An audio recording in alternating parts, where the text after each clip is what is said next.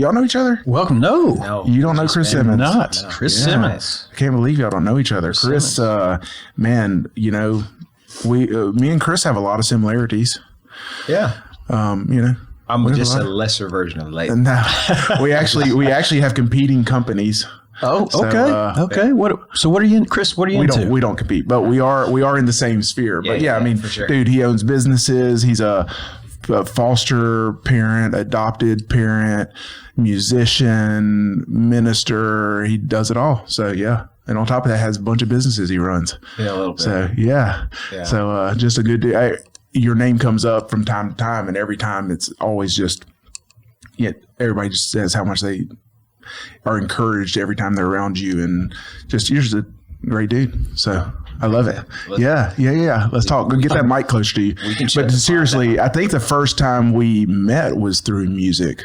Yeah, I mean, it was probably back at was it Willow Point, maybe? Maybe Willow Point. But I used to do this thing where, like, if like Laurie was out of town or something, I would just invite everybody I knew that could play guitar over to the house. Yeah.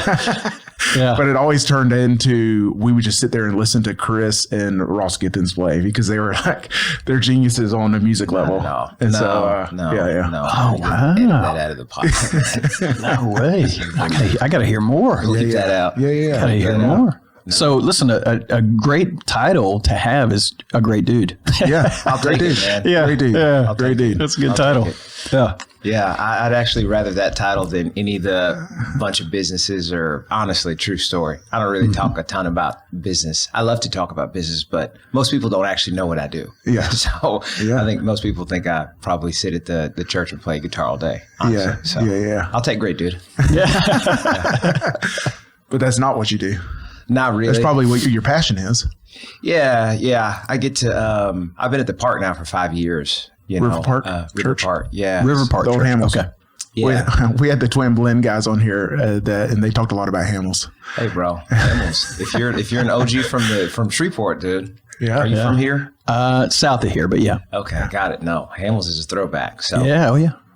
But no, we River Park just made 20 years. I've been in Park for 5 of those. I've known, Pastor and Marcus for like 15 years, so we got to come on board kind of in the meat of COVID, which was obviously a little bit of adventure. So pull that mic a little closer. I split time. Yeah. Okay. I split time between business and church, so probably a couple of days at the park, and then the rest is spattered throughout the Shreveport area and home and stuff like that. So we got to give a shout out to a longtime listener, Brent Hammett.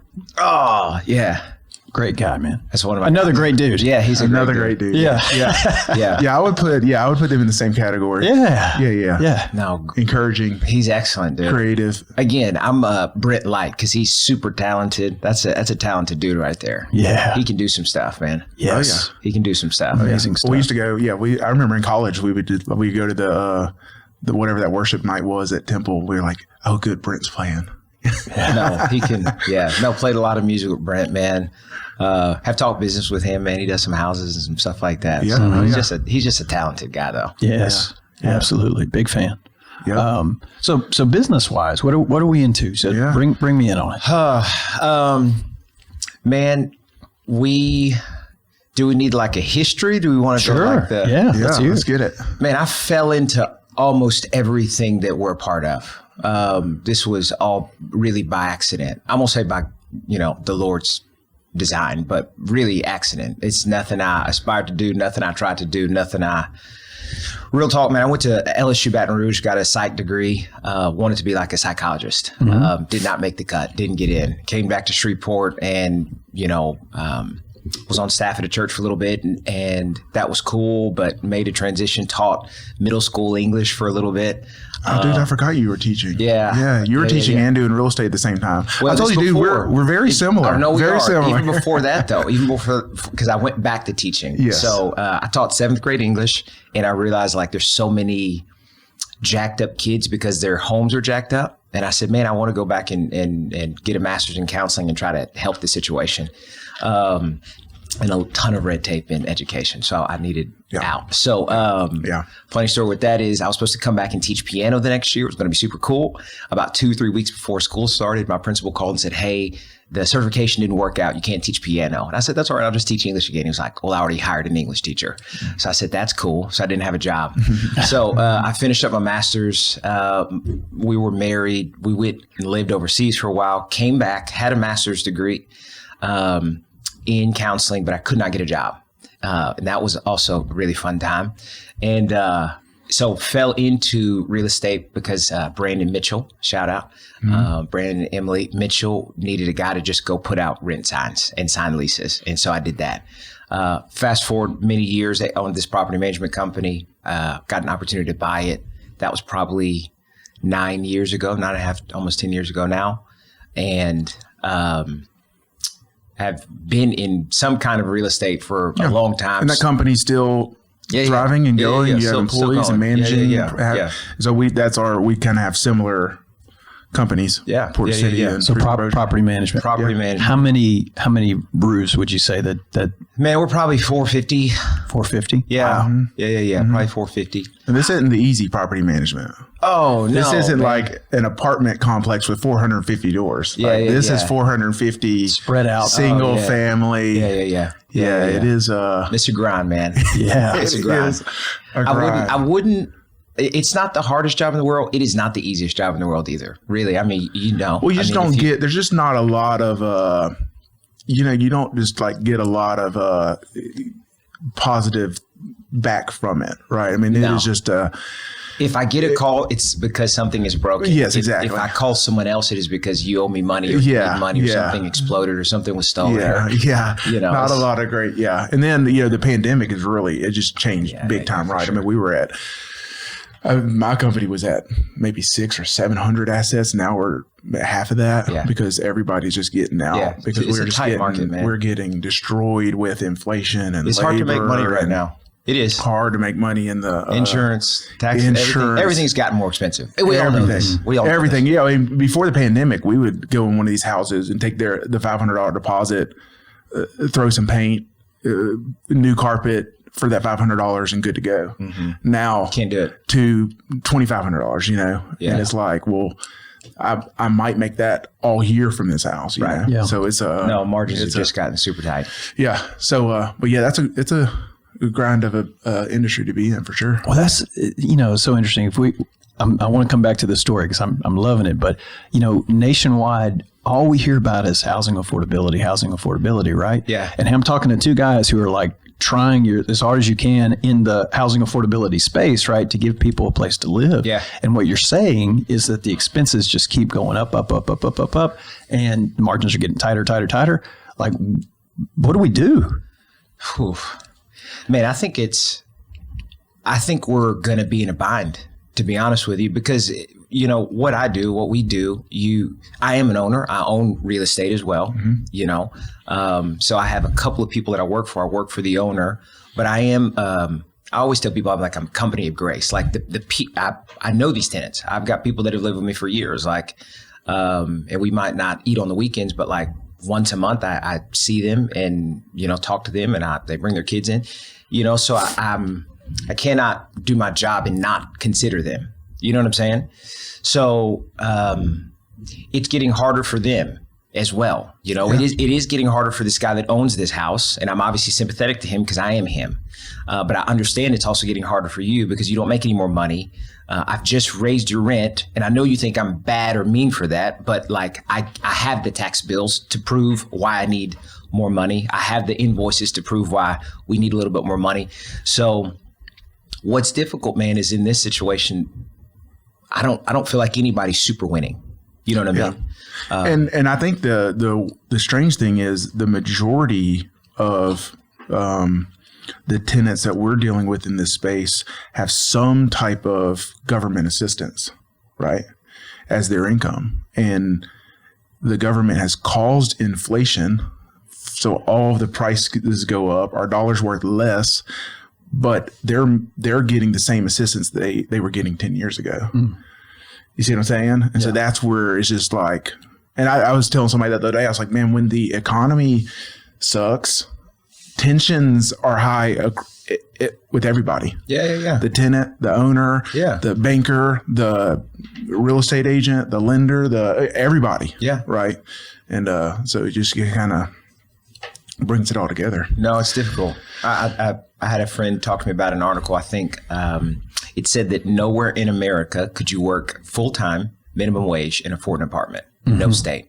Mm-hmm. You know, and that's kind of crazy. Like you can, government assistance or not, you can actually go to work. And if you got low skill or low education and you're just out there still trying to grind and just do what you can do, you still can't afford to live. Right. Even if you're trying to do it. Right. I remember early on in this space going to a tenant and saying, hey, you know, I'm going to help you, you know, get a career. Yeah. Right. And then looking at their financial situation, you know, having 3 kids, getting government assistance.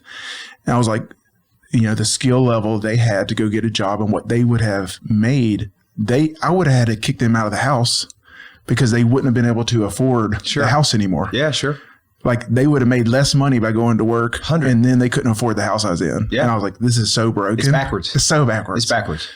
So, yeah, it's sad. I mean, but I love how you say that, you know, the grace, you know, having grace, and it's, with all parties involved. Yeah. You have to, well, you don't have to, we choose to. It still makes it difficult though, because, you know, I can show you a little bit more grace when you're in my house.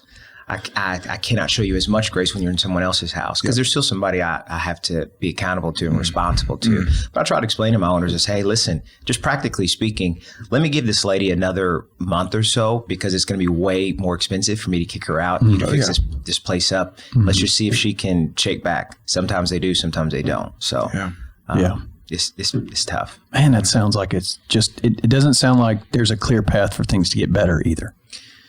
Josh, I'll be honest with you, man. If I knew the answer to that, I might run for office. It is, you know, like most things in, you know, I don't even know if this is where the podcast needs to go, but like, I think I'm very apolitical.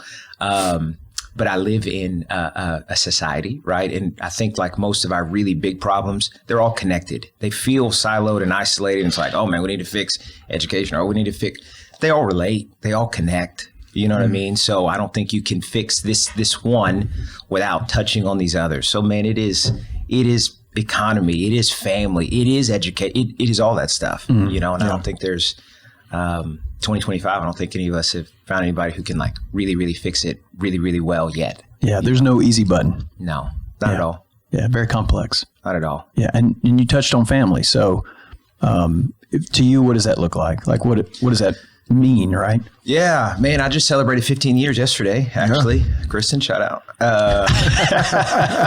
She's just the much better half, just real talk. But so married 15 years. Congrats. And we've got 4 kids. We've got 2 that we made and 2 that we got in other ways. Probably 6 years ago, Kristen said she really felt kind of the call to foster.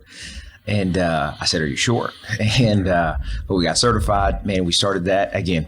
I'm a lesser version of like. Well, no, but it's just got more hair. That's all. Yeah, but it's just but even talking about getting into the foster conversation because you say it all connects. So the conversation about the low income housing, then you shift to foster care. But I mean, how depressing is that too, right? I mean, because you now you're in another world where it's like, well, here are more problems that can't be solved. Oh, bro. And so you're just like, it's heartbreaking. That part gets heartbreaking. Yeah. Kristen's probably made me a little softer. And I think when you know, we've eaten Mexican food and talked about fostering and adoption and all that stuff. But, man, it's tough.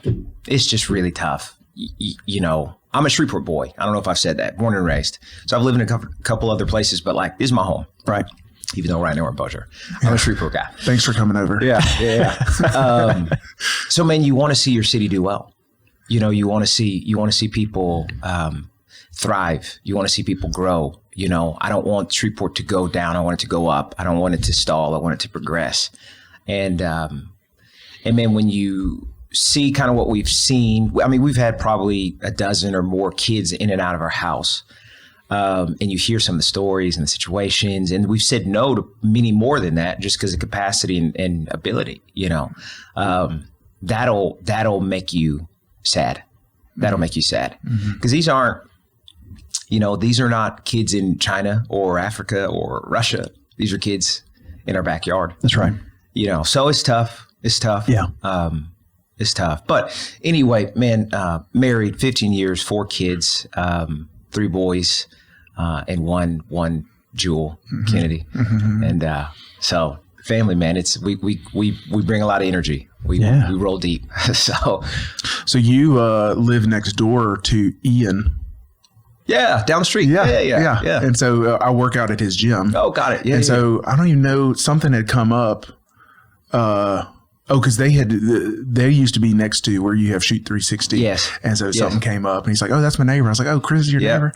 And so we need to. That's another one we need to have on here. Ian and his partner Scott. So talk about. Okay, so back to the business path. You've got the property management. Yeah. Is that where it stops, or do you got some other stuff going on? No. Before we bought that, I'd started flipping houses, and I didn't own any houses at the time, but I just knew I wanted to do that. Started flipping houses, bought the property management company. Probably a couple of years into that, I went in, and my staff at the time, some of the people on the staff had said they'd never had marble slab ice cream, and I freaked out, like in a very dramatic fashion. I love ice cream. I said, this is an impossibility. This must be rectified immediately. Literally got up. I said, I'll be back. And I went to the marble slab on Burcoons, and there was a sign on the front door. It said closing. I want to say it was like October, early October of, don't get me lying about what year, 7 years ago, probably. Yeah. It said closing. I was like, God, what are you guys closing for? It says, hey, we tried to sell. Nobody's bought it. We're closing at the end of the month. The girl actually started crying. And I was like, not on my watch. At the time, I did not know that Marble Slab was a franchise. And this is, I'm not afraid of my ignorance. I just thought like Marble Slab was like a Shreveport ice cream store that, I kind of grew up eating. Called the owner. Long story short, bought it. Didn't realize it was a franchise. And that's got its own, a lot of hoops to it and stuff like that. But we bought that one 7 years ago. Actually had to, had a little run-in with the landlord, but actually had to move that store in the same strip, but just 2 doors down. So that added about 6 figures to our price, which was unexpected, but such is life. So moved it, man. We've had that one for 7 years. We actually opened up another one, a marble slab and Great American Cookie out on Southern Loop, probably 2 years ago. 25? Yeah, maybe 23. Southern Loop. Hey, you passed by that. Kind of. Yeah, kind of in a way. Y'all kind of stopped by there, right? That's your little date night. We have. That's right. That's right. But I did not know. Yeah. So there you go. Didn't know. Yeah. So we've been out there a couple of years. So that's been an adventure. Again, it's one of those things, man. I didn't 12-year-old Chris was not like, man, I can't wait to own an ice cream store when I grow up. It was funny. We just had the Sonic guy on. Paul Reeser. Yeah. And we're talking about the pros and cons of franchising and all that. I need to go listen to the podcast. Yes. It's good. That's good. He'd be a good contact for you too. Yeah. It was a good conversation. So running these marble slabs, Great American Cookie, what is that like? Man, honestly, my wife is the real, she's the real runner of them. My role in those specifically has been like getting out of the dirt. So construction, financing, organization, she is kind of all hands on deck. So when we started the first one, we had half the kids, way less kids. So she was a lot more hands on. Now she is kind of oversight, manages, obviously goes in as need be, but she manages our team and that kind of thing. So really once we get keys to a building and it's operational, I hand it off to her. But man, you guys know business is like 24/7. You know what I mean? I think that's what people don't know. People who are not in business probably don't know. Or when you get a business, they think like that your sign is on that building like you're instantaneously rich. That's the other thing. I was like, oh man, sure, you got loads of money. It's like, guys, you just pay my electricity bill 1 month and just just don't. People don't get it. But yeah, it's it's business. It's up, it's down. It's especially starting stuff. I think I've never started any Sonics, but I think if I were likening it to a house, it's a lot of work to start something brand new from scratch. I would probably in hindsight, a lot easier to buy something that's already existing, fix it up, refurb it if you need to. A twig is better than a seed. Someone told me that one time. That'll preach. Yes, but I'll make us both a shirt. No more startups. Yeah, that's what I want. Listen, that's what no more startups, because all of mine have been startups, and it's like, why do I keep doing it? Right, they're a grind. I mean, they're a newborn infant. You know what I mean? Yeah. They're unforgiving and selfish. And, I have a 1-year-old right now. I have a 1-year-old right now. Yes, then you know. Yeah. You know. You know. So.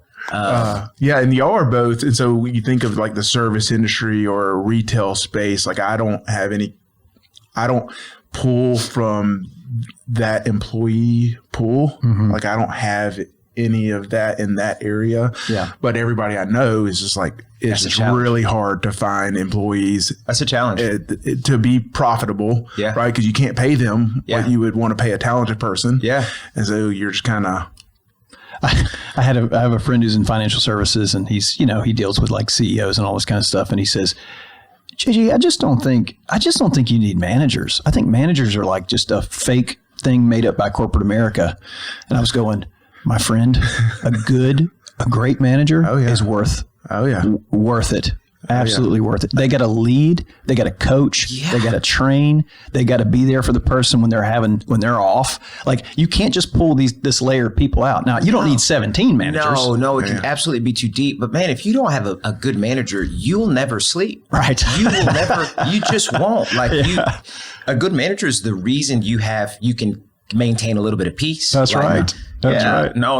I'm out on that. Yeah. I was actually I saw your shirt. I was actually at your store last week with yet another project. Oh, thank you. Which one? The one on North Market. Okay, new one. That's the new one. That's the 1-year-old. That's right. Yeah. We're working on it.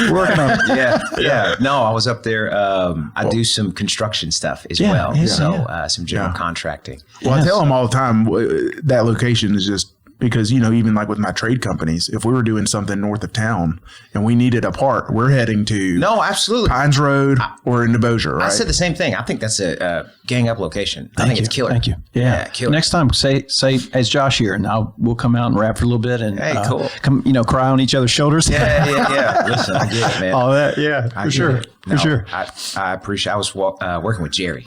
Jerry, yes, the floor man. He's a hoot. Floor man. He says he's like, when I die, I want to install flooring in heaven. He loves it. He loves the game. He does. He loves it. He does. Oh, that's so cool. Yeah. So, is there anything else? Does this keep going? We've done construction. Oh yeah. Yeah. I love how like these don't really have anything to do with each other. Right? It's like real estate, ice cream, and now sports. Yeah. And then I'm a pastor. Yeah. And a pastor. Yeah. Okay. So tell me about that. Yeah. So that's at River Park. That's what I've been doing the last 5 years. And so I'm an associate pastor there, help with music and production and kind of all things Sunday that don't include like youth and kids. They've got their own, everything that happens inside of our worship center, that experience. So mostly the music component of it, is that right? Music production, communications. There's some other stuff. It's ministry, man. You got to throw some other stuff. If a word's misspelled on the screen, 100%. It's Chris. 100%. Sound man, you got to. Layton's a sound. He's a sound man. You got to hit those transitions. Get that mic on. That's it. Josh, I had Josh. I was fired. I was like, Josh, you're a musician. You can run sound for me because I was the only one doing it. I hated it. No, he overstressed on it. Yeah. Got it. I don't know what these buttons do. And the pastor's looking at me like,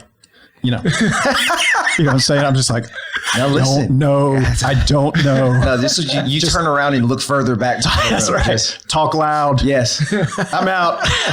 No, it was also when we were setting up and tearing down every Sunday. And that makes it harder. It makes it harder. It's like, oh my gosh. That's a thankless position. Yeah. Like, you only get the notice when something is squealing or broken. That's why I'm always like, my goal on a Sunday is that no one knows I exist. 100%. That's a win. That's right. That's a win. No hiccups. Yeah. Mm-hmm. So the pastor thing, how did you get into that?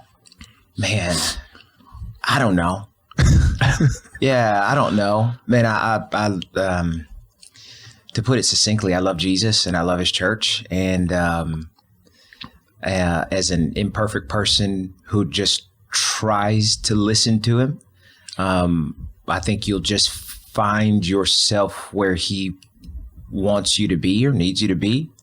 I know that sounds kind of really nebulous and kind of ethereal, but I mean, again, most of my life, Josh, to just shoot you all the way straight, very little in my life could I point it and say, yeah, I tried to do that. Really, almost nothing. You know what I mean? Yeah. Doesn't mean I've not worked. Man, I work. You know what I mean? I'm not saying it takes no effort, but very little of it was orchestrated. You know, I wish I was that smart. I wish I was that talented. I wish I was that skilled, but I'm just not. So, man, faithful, build relationships. Like I said, I've known Pastor Mark, who's a jam up guy, Marcus, for probably 15 years. And that started with music. And I've just kind of been River Park adjacent, helped him. I sang at his wedding. You know what I mean? Like, we've been friends for a long time. Man, and you just kind of walk through life with people, and, you know, relationships deepen and they change. And, you know, I don't know that there's like a roadmap that I could say, that's what I did. Yeah. Here's 4 steps. Yeah. But nothing when you were just starting out as a young man, you were like, I think I'm going to own 7 businesses and be a pastor and do all these things. 0%. Just none of that. Absolutely 0%. Yeah. What did you think like when you were growing up? What did you think? What were your, did you have any goals or ambitions, or what were you thinking as a young man? I think I've always been a little ambitious. My folks, I learned to work. My work ethic comes from my mom and dad. My dad passed away a few years ago, but these were 2 of the like just hardest working people. They just taught me how to work. So that they just work in anything, just work. Again, like I said, when I was in college, I wanted to be a psychologist. I wanted to counsel and a practitioner. I wanted to sit down with people one-on-one and let's see if we can't figure this out. There's still time. Man, I'm in seminary right now. That's also, I'm also in school. Yeah, I did that a year ago. I love to learn. I do love school. I'd be a liar if I said I didn't love school. If I had fewer kids and fewer jobs, I'd probably be in school full time. But no, there's not time. I'm almost positive. I'm pretty sure. I don't think psychology is in the cards. But man, I've thought about going back and trying to become licensed to counsel. You do this in this profession anyway. You do this in life anyway. I sit with people all the time anyway. So I thought about trying to like formalize it, but we'll see. You need to talk to Clint. I've talked to him. Yeah. Okay. Cool. Yeah. No, I have. Yeah. Again, where do you fit Here's a good this thing in? going. Oh yeah. Well, look. Where do you fit this in? Oh yeah. Yeah. You know. Yeah. The list is getting longer over here. Yeah. There's not a lot of wiggle room. I got a paper due tomorrow that I've not started. You know what I mean? So yeah, that's kind of my life, man. Yeah, that's amazing. So I was my chiropractor Ryan Bates. Yeah. Who you know through your business we haven't talked about. Yeah. I remember going in another shout out. We need to have Ryan Bates on, a sports chiropractor, great guy. He's built a great business and he's a shooter too, dude. Yeah. Shout out, Ryan. Played. We got to hear stories because he was a great basketball player in Oklahoma and was put on the Oklahoma State University basketball team. Wow. To raise their GPA and babysit the good players. And he has the best stories. Anyway, so just a good dude. But one time I went in to get Justin. He's like, dude, I was in Dallas.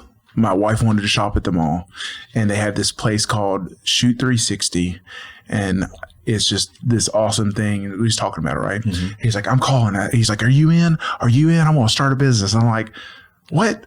No. And so anyways, he calls, and the next time I go in, I was like, hey, did you follow up with that? He's like, man, somebody already like has this territory to open the franchise, but they wouldn't tell me who it was and all this stuff. And every time I go in every month, and then finally he said, yeah, it's a guy named Chris Simmons. I was like, I know Chris. He's like, you know Chris? He's like, man, tell him I'm his first client, or I'm getting as soon as he opens up. And so that's how. Yes. Yeah. Oh yeah. No, he's a shooter. He's a shooter. Yeah, he loves it. Oh yeah. Yeah, he won't play. I've tried to get him to go play. My buddy Adam, who also goes there. Adam Lytle, I don't know. Okay. He brings his boys to your place, but he goes to the YMCA every Sunday, and he was trying to get me out there. And I was like, Ryan, come play with us. And he's like, no, man, I don't trust the other people to not hurt me. So. Oh, got it. So he just shoots. He's scarred. That's all he does. He shoots. He's scarred. So, he shoots. So anyways, 360. Shoot 360. What is this? Shoot 360 is a technology-based basketball skills training facility. So that sounds really fancy. That's kind of the corporate lingo. What it really is if you've ever heard of like D-bats or you'd come in, it's got cameras in the ceiling that watch you shoot, and it gives you instantaneous feedback. Hey, you're left, you're deep, you're right, you're off center. Runs you through drills. It's also got these 5 passing lanes that are like these life's massive, like 4 75-inch TVs put together to make them like a mega TV. You can like pass, you do drills, you throw the ball at the screen. It's also got cameras, and it's just kind of watching you. It's giving you live feedback. You got an app. You can compete across the nation. They've got these things all over. Really, they're kind of going global now, but they've got them in the Warriors practice facility. So it's if you're trying to make the team, you're trying to better your skills, you're trying to learn to pass, learn to dribble, learn to shoot. That's what it is. I come to your place. I can shoot like Steph Curry is what you're telling me. Yeah. One day. One day. Done. Got it. One Got day. it. Yep. I'm in. Hey. So where is this? Where's this place? This is off of Uri Drive. Off Uri. Okay. Yeah. Kind of right before you get to like downtown. You know? Okay. Okay. Yeah. Yeah. Wow. So yeah, it's it shoots you the ball. You're shooting, it's feeding you balls, keeping track. There's competitions, right? You can you compete with across the world, other people using the same system, 3-point contest. Yeah. But what I love is like it will tell me what I'm doing wrong. 100%. Yes. Yeah. I love it. So it's I needed that a long time ago. Do you think? Do you think it would find anything? It would find a lot. Okay. It would find a lot of problems. Yeah. A lot of problems. Yeah. Oh, if you're into the game of basketball, it's pretty cool. Yeah. It is. It's just pretty neat. I've got to check that out. That sounds awesome. Toys are just cooler today than they were 20, 30 years ago. What about you? Did it clean anything up for you? You haven't been? I haven't been. I need to go, but I haven't been. It's a good workout. Oh yeah, I'm sure it is. Pull up. Yeah, Ryan would go like on his lunch break, right? He'd just show up and go shoot. Yeah, so we competed in a very fierce basketball league in high school. There we go. The two of us. We didn't really know each other back then. Yeah. But you'll like this if you like basketball. So this is in the late 90s. And my team would always get so giddy when we played them because never before had we seen a big man take it beyond the arc. Oh yeah, like Leighton would. There we go. He would stretch pull, 5. So he was stretch 5 before stretch 5 was a thing. It was amazing. We were like, that dude is so big. Why is he shooting threes? Yes, early on. And I knew if I missed it, my coach was benching me, so I had to make it. You're draining them. I love it. The original stretch 5. Right? That's right. That's so good. That is so funny. Yeah, it's good stuff. We got to get in there. Yeah. That'd be a fun, busy segment, right? We do need to. There are a lot of the businesses we need to go visit. I know. This Absolutely. is one of them. This is a fun one. Yeah, that we had the guy from Metro Aviation on, and he's like, "Hey, we have helicopter simulators. Just come do it." Did y'all do it? No, not yet. We got to. Do that. Yeah, I saw him at the gym the other day. And he's like, "Hey, when are you coming out?" Oh man, that'd be amazing. Crash immediately. Yeah, That'd be amazing. So tell me about some guitar stuff. What are you into guitar stuff? Oh, okay. You're a musician? Yeah. What do you play? Guitar, dabble His around. band. Let's see. When did you graduate high school? 02. O2. Yeah, so his band was just getting started. Tyler Reed, don't remember him. They used to travel around here. Yeah. Play the all ages stuff downtown and stuff like that. Yeah, what was it? The Hay Soundstage 516. Yeah. Some of those places. Yeah. Man, I love guitar. Yeah. I think guitar changed my life. Oh. Yeah. What year did you get into it? So I was a late bloomer. I wish I played guitar when I was like 7. I wish. Bass was my first instrument. Do we have time for a story? Yeah, let's do it. So I played bass. I was probably 14 when I got my first bass. It was a Blue Fernandez, $99. It was awful, but I loved it. And then played for church and loved it. Went to college. My senior year of high school, I got my first acoustic. Dabbled, didn't really, just dabbled. My freshman year of college, I tried to join a band. We had auditions, LSU Baton Rouge. I'll always remember this. Scarring incident. Had to learn all these songs, tried out for the band. They said, "Hey man, you got the gig. You're going to be our bass player. We got a gig this Saturday. We're going to shoot you the address, the time." I said, "Cool." What kind of band is this? Like a genre or? This was like, we were learning like Chili Peppers and Incubus tunes. Yeah. I didn't know these guys. I literally saw a flyer. It was like a movie. I saw a flyer, pulled a little tab. And you have a few days to learn fleas, or bass parts. 100%. And I'm in the dorm room just getting after it. And this is not, weirdly, I didn't really grow up listening to a ton of secular music growing up. So these are new tunes to me. But anyway, I learn it, show up, play the audition. They say, hey, you got it. We'll text you or call you or whatever. There's no like iPhones, so you had like 100 text messages a month. So they probably didn't see it. They didn't text me. Anyway, never got the call, and it was like first heartbreak. I mean, I remember like putting my bass in the bag in the corner, and I didn't pick it up for, years. So that's when I started playing the guitar. I was like done. It was like an awful breakup. But started playing the acoustic, loved it.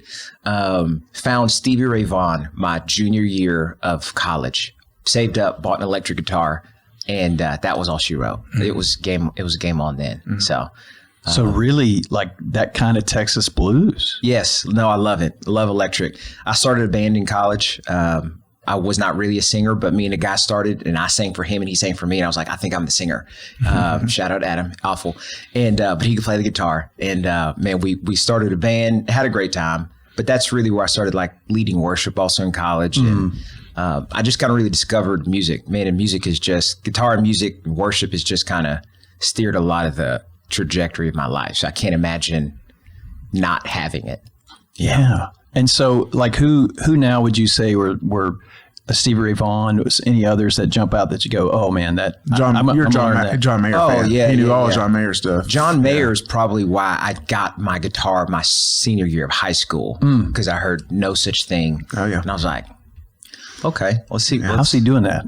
Yeah, I was like, that's special, man. I love listening to music now. Now I'm old and busy because you got my little list there, so it's not like I really get to sit and like play the guitar, for, just pure pleasure. And I still love the guitar. Yes. I love the guitar. Yeah. The rare moments where I get some seasons, but I like probably some obscure people like Snarky Puppy and Mark Lettieri and, some of these guys that just, but I'll listen to anybody. I mean, really, you can kind of play, and I've got an appreciation for kind of all music. Yeah. So I'd love to hear you. And I'm sure that I would imagine that your band posts things on YouTube or something, right? The church. Yeah, man. We're always live streaming and everybody's getting like real serious, and you're back there just ripping. Yeah. I wish that's where I would. No, that's where I would love to be. That's my happy place. I'm usually out front singing. After I started singing, so I don't get to. You just get to cut up back there. Every once in a while, I'll get the off Sunday where I'm not singing. I'm just in the back, and that's like, yes. Yeah.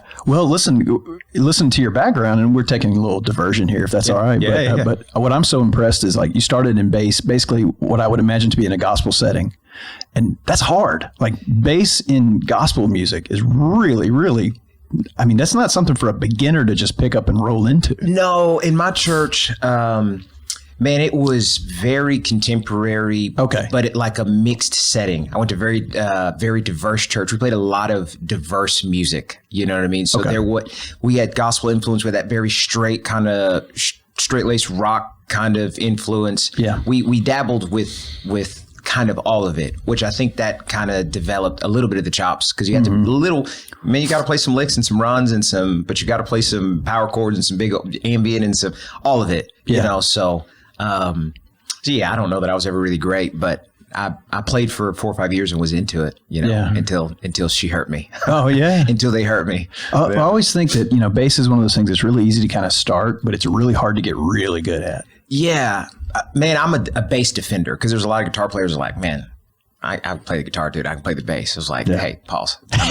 Don't disrespect the instrument. Yeah, you can get by and where like a G and D is. But to really be a bass player, man, you got to have some. Yeah. I'll play bass, but it's like, all right, I just want to play with the kick and not miss a note. Yeah. Like I'm not I'm not a bass player. Yeah, I can play the bass, but I'm not a bass player. You hear that guy or that girl, and you're like, Well, That's good. it doesn't make sense to me. Yeah, when you like see like a Sean Stroop or something, just like it just doesn't make sense. Yeah. Or what's his name? Works for you. Ben. Yeah, Ben. Ben's Abshire. phenomenal. Oh yeah, and just so good. It just doesn't even compute. It's like a different language. It's a different instrument. It's crazy. Man. It has such a different function. And you don't know it until you hear it. It's like wow. Yeah. Like you don't know it's missing. I guess in a sense. Well, the You bass, see- I think, unlike any other instrument, like when you mess up on the bass, people, non-musicians, they know it because they can feel it. That's right. They feel it. Well, I remember when we went and saw Dwight Yoakam, the band that opened for them, don't even know their name. But That's right. But I remember that bass player. We were talking about that bass player. was like, wow. Just like, this guy is just, it makes And he such loved a it. difference. Oh, such a difference. Yeah, I don't even know the name of the band. I can't even remember. I just remember That's what we that were guy. talking about. Yes. Like, that bass player was so good. And maybe this is just nerds talking about it. Oh, But man, it's real. Yeah. No, it's Yeah. real. Even in a worship setting, like yeah. sometimes I actually prefer to play the bass, even though it's not home bass anymore, because you can move the band differently with the bass than any other instrument. Yes. You start to drive on a bass, man, I guess the drummer's like, I guess we're going. You drop out, man, you've just shallowed it. I mean, it's got a lot of power to it. Yeah. That's all. It's always one of those things like if you get lost in the song, like don't stop. Yeah. Like just try to hit a note in the same key. Oh, if you because leave, if you stop, the whole room's like everybody. wait. They don't know what it is, but something's missing. You know what I mean? Yeah. Absolutely. No, a lot of power in the bass. Yeah, I guess so. That's fun. That's fun talk. Man, listen, I've loved this conversation. This has been great. Yeah, Holy it's been cow. Man, what an inspiring person. So, this podcast, maybe you've listened to it a time or two, but really at the end of the day, what we've learned that this is about telling stories of people who are doing great things in this area. Yeah. Because sometimes we don't hear those stories. Yeah. We hear a lot of bad things. We hear what Shreveport, like you said, you don't want to see it go down. You want to see it go up. Yeah. There's only way for that to happen, right? In exception to the grace of God is that there's people here that are doing it. Yes. That are picking it up and running with it. Yeah. Right. So your story is phenomenal because I look at all these things that you're doing and I'm like, man, this guy he's coming to work today. Mm-hmm. He's coming to make this place better. Yeah, we're trying. And so thank you for doing what you're doing. Man, no. I thank you guys for having me. And, we can't, none of us fix it by ourselves, but I think we can make a difference together. And I know that kind of sounds cheesy, but I think it's real. That's all we got. Yeah. Right? Yeah. I think we got That's all we got. Leighton. Well, we got to do our shout outs for our businesses to go on top of Shreveport Bossier Realty, Marble Slab, and Shoot 360. Oh, Shoot 360. Great companies. Let's see. Priority Roofing, locally owned, family ran business, focusing on residential and commercial roofing, repairs, replacements. They do everything. I saw one of our guys, our main repair guy, on a roof this morning. I was driving through the neighborhood and saw him up there. Gave me a little honk. It's going to get hot today, 8:30. Yeah. Going to get hot. Dude, this is early. Mm-hmm. So, Plumber for Hire, locally owned plumbing company specializing in residential, commercial plumbing. They do a great job, and they can usually get to stuff the day of or within 24 hours. Good stuff. And then, of course, Clint Davis Counseling, helping people make lasting internal change for external growth and success. And they help so many people and have such a good team at all their locations. Ivy's Building Materials Center. We have 3 locations: Mansfield, Houghton, and Blanchard. We're home center format, so we can do hardware, we can do lumber and building materials as well. New things we're working on: installed flooring as well as installed doors and windows. Come see us at ivylumber.com. Family owned since 1969. Oh, wow. Yeah. There you go. That's amazing. That's right. Thank you. That's amazing. Great stuff. Chris, yeah. This is so cool. They can find you. Are you on social media and whatever? Come, just show up to church. Just show up to his church. Go get Marble Slab. Yeah. You don't want to find me on social media. I'm not really there. I'm not. Yeah, you don't have time. Yeah. Not my thing. But That's right. Cool. there is a post or a profile out there, but don't friend request me. Don't take it personally it's there for like 5 years. All right, man. Cool. Thank you. Thanks. So good. Thank you guys. Bye.